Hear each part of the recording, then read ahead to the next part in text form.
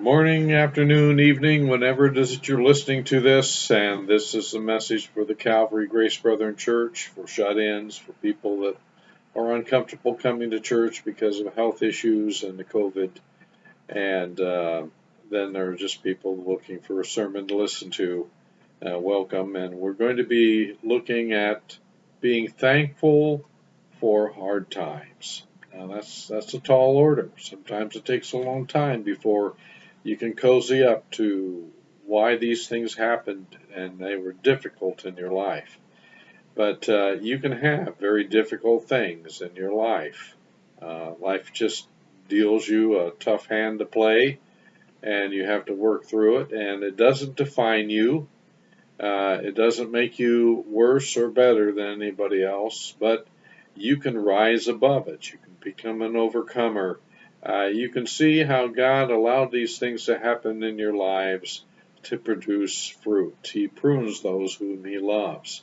And so we're going to look at some examples of people who worked through some difficult times. And Joseph was one of those men who worked through difficult times. He was disliked intensely by his brothers. His father saw the great potential of Joseph and was using him to basically report on his brothers and how they were doing with the flocks. And these boys were not as well behaved as they ought to be and as careful as they should be. And Joseph would report back to his father Jacob about it, and that would get him in touch with his brothers. They got so they hated him.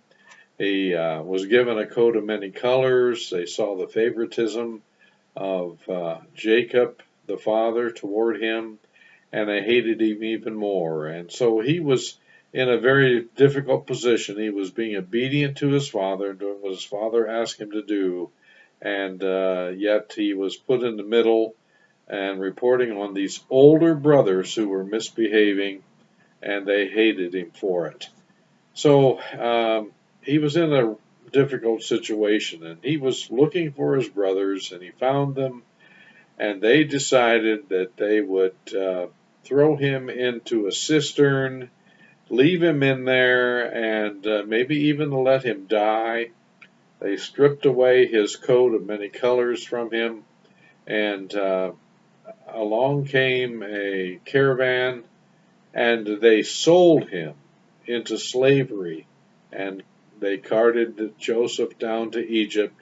Then they found an animal, and they slayed it, and they put the blood of the animal on the coat. This was before modern forensics, and they took the coat to their father, and they said, "Look, is this not Joseph's coat? We found it, and not his body, but an animal must have torn him." And, here was Joseph, and he was hated by his brothers, sold into slavery. He had his freedom ripped from him. He hadn't done anything wrong, and they sold him down to Egypt. Well, a man named Potiphar had bought him, and pretty soon everything that Joseph did seemed to have the Midas touch, so to speak, and God blessed everything that Joseph did, so that Joseph just kept rising in responsibility and blessing for his master, and pretty soon he was in charge of everything in the master's house because he was so reliable. And Joseph was in charge of everything but his wife, Potiphar's wife, and she took a shine to him because he was good looking, and she made a play for him and tried to get him to sleep with her. And one day, when there were no other people in the house, she grabbed him, said, "Lie with me," and he slipped out of his robe and ran away rather than to compromise. And what ended up was that she lied and said he was making sport of me and trying to rape me, and this is what I screamed. And so he ran away, and as he ran away, I grabbed his coat. And so Potiphar threw him in jail, and so there he was in jail. He had done nothing wrong. His brothers hated him, sold him into slavery, Potiphar. He had done nothing wrong but good, and had thrown him in jail because of the lies of Potiphar's wife. And so he was in jail, and lo and behold, he became such a good help to the jailer, the chief jailer, that the chief jailer put him in charge of the prison. Amazing. This man was so amazing in his ability. And so while he was there, rotting in jail, so to speak, there was a cupbearer and a baker, and the cupbearer and the baker were thrown in jail because they fell into disfavor with Pharaoh. And they had a dream. And as they had both of them had a dream. They wondered what it meant. And Joseph said, well, tell me the dream, why don't you? You're so dejected. Perhaps God will give the interpretation. And the baker and the cupbearer told their dreams, and the cupbearer, 3 branches, and from that he got ripe grapes and squeezed it into the cup for the Pharaoh. And he said, in 3 days, that's what the 3 branches are, in 3 days you will be back in your position serving the Pharaoh. Well, the baker was emboldened. He told his dream, and he said he had 3 baskets of bread on his head, and the birds kept coming and taking away the food as he was taking it to Pharaoh. And he said, well, the 3 baskets are 3 days, and in 3 days your head will be lifted off of you, so to speak, and you will die, and birds will eat your carcass. And that's exactly what happened. And he said, remember me, especially to the cupbearer. And 2 years later, the Pharaoh had a dream about 7 fat cows and 7 skinny cows, and 7 plentiful ears and 7 parched, rotten ears, and the 7 skinny cows ate the 7 fat cows, and the 7 skinny parched grains consumed the 7 fat grains. And he wondered what it was, and then the butler or the cupbearer said, I know a man who can interpret that dream. So they got Joseph there, and Joseph told them what the dream meant. It's from God, and there'll be 7 years of plenty, followed by 7 years of famine, and it will be consumed. And this is what you should do, Pharaoh. In the 7 years of plenty, you should collect 1/5 of the grain, store it every year, and then when the 7 years of famine come, you will have grain that you can dole out and sell and give to the people. And get somebody that is full of discernment and put him in charge of that. And Pharaoh said, well, you're the one that has that discernment. Let's put you in charge. So when the famine came, lo and behold, the famine hit the area of Palestine, and Joseph's brothers came down, 10 of them, and they were seeking food. They didn't recognize Joseph because he was up in a get-up with his hair shaved, and he had the big makeup a lot of times that the pharaohs and the people in the court had, and they were far away and distant, and they didn't recognize him, but he knew who they were. And to make the long story short, they eventually came down there. He told them who he was, and he made sure his brother was safe, and they brought down his father and the rest of his family. And so all of this was known, that they had lied and cheated and sold their brother into slavery and all these things. And now Joseph was treating them well and keeping them alive.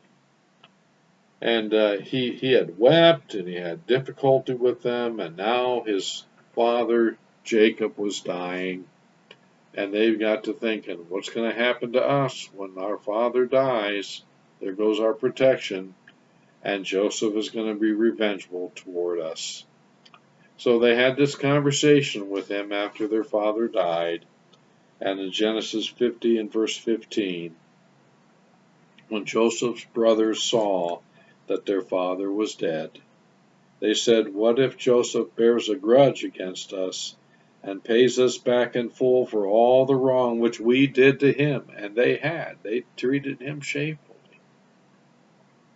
So they sent a message to Joseph saying, "Your father charged before he died, saying, 'Thus you shall say to Joseph, Please forgive, I beg you, the transgression of your brothers and their sin, for they did you wrong. And now please forgive the transgression of the servants of the God of your father.' And Joseph wept when they spoke to him." It must have been an emotional time for him. And he had all these pent up feelings. They maybe never did really reconcile until this moment. They hadn't really apologized in a meaningful way.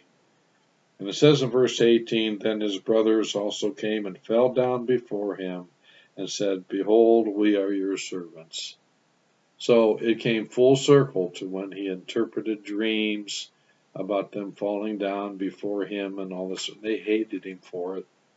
And now he saw them bowing down before him and doing so willingly. And behold, we are your servants. But Joseph said to them, "Do not be afraid, for I am in God's place. As for you, you meant it evil against me, but God meant it for good in order to bring about this present result, to preserve many people alive. So therefore, do not be afraid. I will provide for you and your little ones." So he comforted them and spoke kindly to them. So this awful sin, this terrible way in which they treated Joseph, and they meant it for evil. They didn't have his best interest in mind at all. They didn't care a fig about him. They even thought about murdering him. They didn't care about all the heartache and sorrow that they caused their father. They let him grieve over the losing of his son and all the sort of thing that went along with that. And then they had to basically eat crow here at the end and confess their sin and ask for forgiveness. And Joseph, all those moments of difficulty, being sold into slavery, Potiphar's wife saying what she said to him, the butler for having forgot about him for 2 years, and then, of course, not being able to have a family, of living with his family and stuff, and separated and torn away. But now suddenly they were all there. He says, "You meant it for evil, but God meant it for good." And he saw the hand of God here. And although the word "he was thankful for what happened" is not used, he saw the hand of God and he was thankful and therefore accepted what God had done and had seen that he had been prepared for such a time as this. Well, there was another lady, another person named Hannah, and she was barren. She was vexed by Peninnah, the other wife of her husband. And I don't know, this could have been what happened, that Hannah was the favored wife, probably the first wife, and she was barren. And maybe what she did in order to give children to her husband, perhaps took a slave lady and allowed her husband to have her so that she could raise children in her behest. It could have been that, I don't know. But you remember what happened when Sarah could not have children for the longest time, and so she had her servant lady be a wife to her husband Abraham, and Hagar began to bear children, and then she despised and vexed Sarah. And so this could have been something. There was a rivalry between them, and the rivalry was so intense. There were several sons and daughters that were born to Peninnah, And she just rubbed it in so strongly to Hannah. She was so vexed, and she would pray to God, and she would cry. And the husband came to her and says, "Am I not more of a blessing to you than many sons?" And but she wanted to have a child, and she got to the point where she made a vow, and that is, if you give me a son, I will dedicate him to the service of the Lord. I just don't want to be barren anymore. And God granted her prayer, and she raised that child as unto the Lord, belonging to the Lord, with the permission of her husband, Elkanah. And they brought this little boy of maybe 6 years old to the temple then, and he served the Lord there. And his name was Samuel. And because she had had this difficult time of having children, and then she bore Samuel, she dedicated him to the Lord, and he became a person who stood in the gap from the time of the judges, the up and down and repentance and coming back time. He was the last judge, and he was a transition over to the kingship. And he anointed Saul, and he didn't work out. So God used him to anoint David. And so he was a transition over to the monarchy. He also, there was a priesthood that was not responsive to God, and Eli was not listening to God and doing what God wanted him to do. So he was a very important person. But the point is that Hannah, because she had things withheld from her, she worked through them, and she sought the Lord even more strongly than she perhaps would have ordinarily, and became an excellent mother and willing to dedicate Samuel so that he could become a leader in Israel, although she hadn't known that that's what would happen. So sometimes God withholds things from us. God sometimes gives us some physical incapacity. God gives us good looks or bad looks or intelligence or lack of intelligence. He gives us certain difficult childhoods. He brings things into our lives. This all shapes us. It doesn't define us, but we can overcome those things. But God can use those, and they can become fuel in our life for success, and God wanted to accomplish certain things. So Hannah praised the Lord. She'd come and see her son, and she had other sons and daughters then beyond that. But Hannah worked through her barrenness, and Joseph worked through the wicked things that were done to him, being falsely accused. And it says in the Bible, in Hebrews chapter 12 and verse 5, about how God disciplines his sons. Hebrews chapter 12.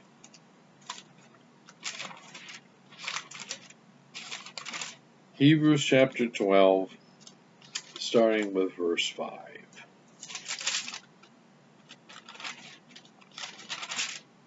Aha.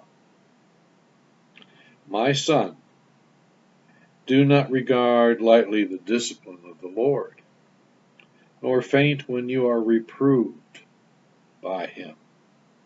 For those whom the Lord loves, he disciplines, and he scourges every son whom he receives.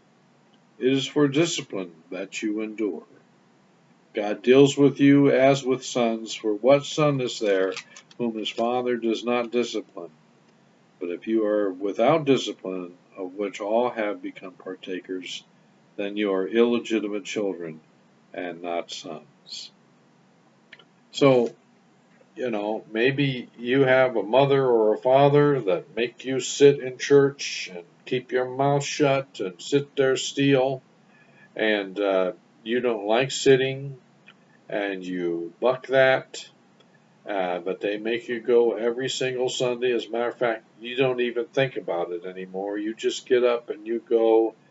And there was a little boy I know of who didn't like sitting in church. He wanted to be in junior church, but it would break for the summer, and he'd have to sit there in that hard pew. And he wanted to play with fans. He wanted to get the hymn book off and leaf through the pages. He just didn't.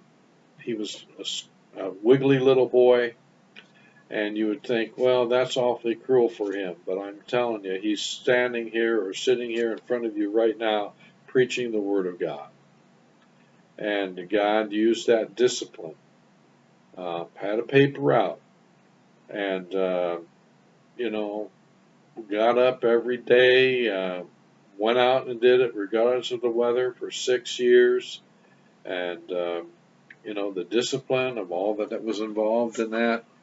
And God used my advantages and my disadvantages and shaped me and got me so that I was like this. My sports career didn't amount to anything. I kept getting hurt, and it was probably a good idea that I did get hurt so that I would turn myself more to my academics. Um, I'm thankful for what I've gone through. Did I enjoy it? No. I was on crutches 4 times. That's just how it was. But God disciplines those whom He loves. It says in John chapter 15 and verse 1, I am the vine and you are the branches. And my Father is the vine dresser, the husbandman. I'll read that to you. And He was saying this in the upper room, or that night anyway. I am the true vine, and my Father is the vine dresser. Every branch in me that does not bear fruit, He takes away, and every branch that bears fruit, He prunes it so that it may bear more fruit. So, to a vine, maybe the process of having pieces of it cut away isn't so much fun.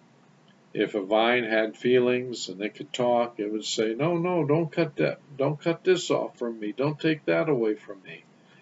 But the vine dresser, who has the ultimate desire to have much fruit, pares that vine back so that it will produce more fruit. To the vine, it's probably quite difficult if it could talk. So we are pruned, and we are disciplined, and God uses these things in our lives so that we will bear much fruit. And maybe you've gone through a Joseph experience where you've been falsely accused or you've been mistreated. All you've tried to do is do the right thing, and life just seems to be knocking you down, and you kind of rise up again and try to make your way, and then you get knocked down again. But God is pruning you, and maybe someday, as you look back at that, you say, well, you may have meant it for evil, or you might have been doing this because you weren't a nice person, but God meant it for good. It might take years for you to come to this position. Yeah, you might get to the point where you can say all things work together for good for them who are called and who love the Lord. I want to read that specifically because my memory doesn't always serve me well in quoting. Romans 8:28. It says here, and we know that God causes all things, even the bad, to work together for good, to those who love God and to those who are called according to His purpose. So we can be thankful for the difficult things that come into our life. It might take a while. We may not see how it is going to work that way. And maybe we may not ever get to see. But I want to give you an example of somebody who was thankful for a difficult thing that happened in their life right then. And that person gets an A plus because few people can work through it quite this quickly. And that happens to be the Apostle Paul. In Acts chapter 16, I'll tell the story, but I'm going to be telling you the reference. God is calling him in a Macedonian vision to go over and help those people. And so he sails over there. He gets to the city of Philippi. He finds Lydia there, over there by the bank of a river. He talks to her. She gets baptized because she becomes a believer. And for several days, she's going around sharing about the Lord. And there is this girl who's possessed by a demon. And her masters, who own this girl, are getting a lot of money for her fortune telling. Let me just make a little side comment here. There are some fortune telling people who have a familiar spirit who gives them a little extra insight, but it's not anything you could trust, and you shouldn't have anything to do with it. But this girl was demon possessed, and she was saying, "These are workers for the Most High God." And she said that several days. And, that's like getting a compliment from the Ku Klux Klan or, an awful, ugly group. And so Paul got tired of this and he cast a demon out of her. And when he did cast a demon out of her, the masters, they were upset because now she couldn't fortune tell. And so they were saying, these people are Jews and they're preaching something that's not lawful for us to accept. And they caused a riot. And before the truth could come out, they had stripped the clothes off of Paul and Silas and they beat them and threw them into the innermost prison and had their feet and hands perhaps in stocks, and their back was bleeding and they were hurting. And then about midnight, they began to sing praises to God. Praise God from whom all blessings flow. And look what God has done. And how is God going to use us? He is so great and marvelous. And we are going to praise his name. And the prisoners were listening to them at night, and they said, how in the world can somebody be thankful for all the rotten things that have happened to them and work through this? And they were able to see that somehow or another the mighty hand of God would be in this, and all this would work together for good for them who love the Lord, those who are called according to his purpose. Paul wrote that. And the prison began to shake, and the doors flew open, and the prison keeper was about to take his life because he thought the prisoners had escaped. And Paul said, don't harm yourself, we're still here. And he must have been listening and hearing some of the things, and he said, what must I do to be saved, to have what you have? And he said, believe in the Lord Jesus Christ, you and your household, and you'll be saved. And so the man brought them to his home, which was probably right next to it, connected to it. And he bound up their wounds and fed them, and he preached the Lord to him and the family, and the whole bunch of them got baptized, and mighty things came around. Now, Paul got an A plus because he said somehow or another, Silas and him thought somehow or another this is going to work out to the glory of the Lord, and he has put us here. Now, my friends, we are going through some really rotten political things. And we have two men that are claiming to be president of the United States, elected duly. And there is a battle going on right now, and one side is going to lose. And they're going to be disappointed. it might be you. And so you might look at this and you think, oh, this is going to be awful if we lose. And of course, everybody thinks that the other side is the devil. And sometimes the other side is dishonest. But nevertheless, God raises up and he brings down. And I'm going to be thankful and I'm going to go on. And if the Christians that were supposed to be obedient and cooperative had Nero as their emperor, and yet they did it and he persecuted them. So somehow or another, we've got to work through to whatever it is, whoever is in power. And we can thank the Lord that he's in charge and good is going to come from this. And it could be that there's going to be revival in people's hearts as they go through the stress of this difficult time, and they're going to turn to God like never before. So I thank God for the difficulties that we're going through. Maybe we're going to be having a more of an honest election than we've ever had before. Maybe we'll get to the bottom of it. Maybe we'll see the evils that are going on in politics, and we'll pray even harder. There's going to be good come from this. All things work together for good for them that love the Lord. And so this Thanksgiving season, when they tell us that we shouldn't even be meeting, we shouldn't have very many people gathering together because of COVID-19.